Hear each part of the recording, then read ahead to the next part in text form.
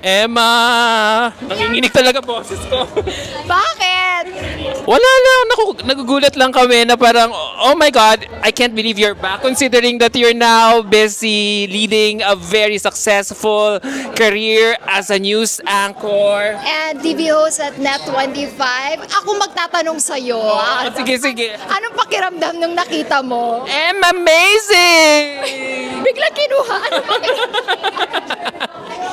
Emma, amazing! Grabe, all this time, you still really had in you to join another pageant. I thought kasi you're already content with everything that's been going on with your flourishing career. Totoo naman, I'm grateful sa lahat ng blessings na dumating sa akin. Siguro yung contentment, lagi naman dapat natin yung iniisip, di ba? Kasi yung binibigay sa atin, para sa atin talaga yon. Pero nung tinawagan ako for this one, to represent Pampanga dito sa Miss Grand, grinab ko na kasi sabi ko, total, nag-lift na ng age. So baka this is the time na gawin ulit at isigaw ang Emma Mary Tiglao. What's it about this pageant system? Kasi syempre may isang pageant din na nag-increase na rin ng age limit na pwede rin akmang-akma rin sa kasing ganda, di ba? At sa mga, at nagko-complement sa capabilities mo as a pageant contestant. Why did you choose to be, why are you choosing this pageant? Grand. Yes. Actually, na-incline ako watching Miss Grand when one of my closest friends joined, si Samantha Bernardo. Since then, nakita ko na ang bongga ng production, tapos talagang sinashowcase na yung personalities ng girls eh. So sabi ko, parang okay din na sumali na Miss Grand. My personality suits Miss Grand. So sabi ko, why not try? Pero nung hindi pa nililift yung age limit, sabi ko, ay wala na. So baka sabi ni Lord, pahinga ka na, nak. So nitong nilift niya, sabi ko, ay Lord, may isa pa. Hindi pa natin, siguro na-close na yung isang chapter, pero another chapter of new Emma in pageantry again. Honestly, alam mo, to be honest, nung previous pageant journey mo, nabitin talaga kami sa'yo. Nabitin talaga kami dun sa placement mo. Parang feeling ko naman, parang unjustly, ano ka naman doon, parang unjustly placed ka naman doon. So, ako lagi ko lang sinasabi kasi nga... Tapos ay kita nanonood ka ng Net25, tapos ini-interview yung mga fellow beauty queens, may ganun kang, hindi naman inggit, yung parang, sana ako din. Parang may ganun na parang, sana ako rin one day, I can still, get to experience. Siguro, hindi naman sa inggit, pero nai-inspire. Siguro, instead of inggit word, nai-inspire ako na parang, sana ma-represent ko pa ulit yung Philippines sa ibang stage. Eto, binigyan tayo ng another opportunity to represent sa grandest stage na. So, ilalaban natin to. So, nung sinabi tinawagan ka, di parang, syempre, aminin natin, ang gastos talaga sa pageantry. So, all expense paid ka dito. Kasi syempre, parang hinain to sa'yo. Sana all expense paid. Hindi ba? Pero hindi naman. Pero alam mo, grateful ako kasi marami akong friends na susuporta sa akin. Ayan, hindi naman nila ako papabayaan, especially my team.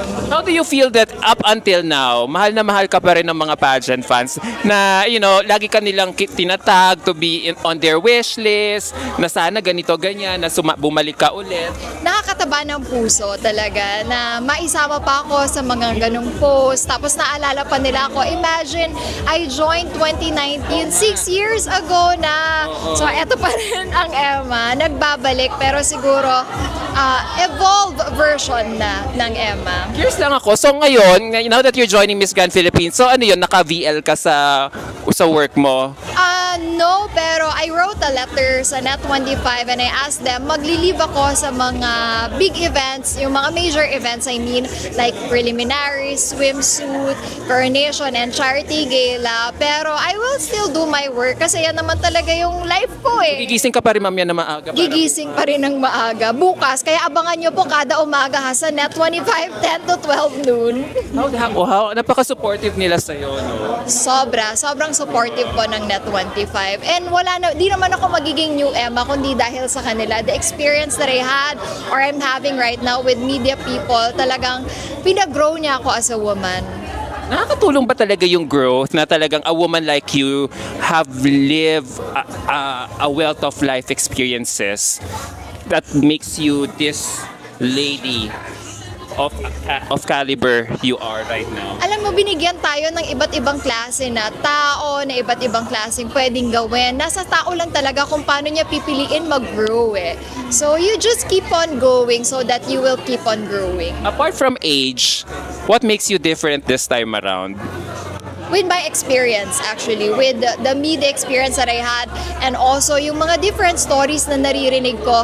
Now, I am not just a beauty queen, I am a storyteller, not just my story, but the story of other people also. And along with that, yung communication skills mo, feeling ko nag-enhance na rin. Oh, Siyempre, sa tingin mo ba? Hasa ka na sa camera eh. Sa tingin mo ba? Hindi naman. Siguro more on, mas marami lang akong nakakwentuhan, mas marami lang akong nalalaman na story ngayon. Kaya, it's not just experience, it's the wisdom that I gain right now. Without revealing any too much details, ano klase mga pasabog ang aabangan namin sa'yo dito sa Miss Grand Philippines?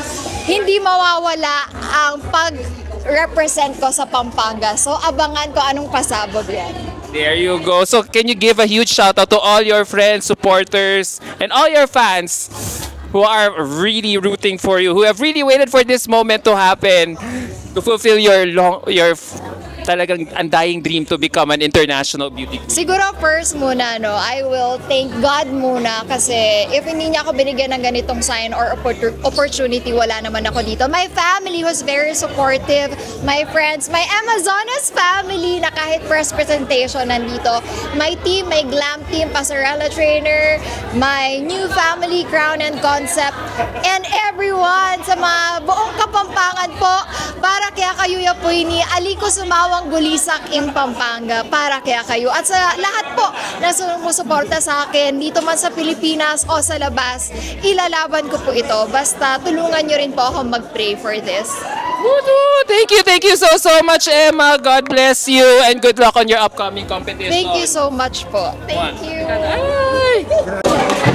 Pwede mo mag-video lang. Okay.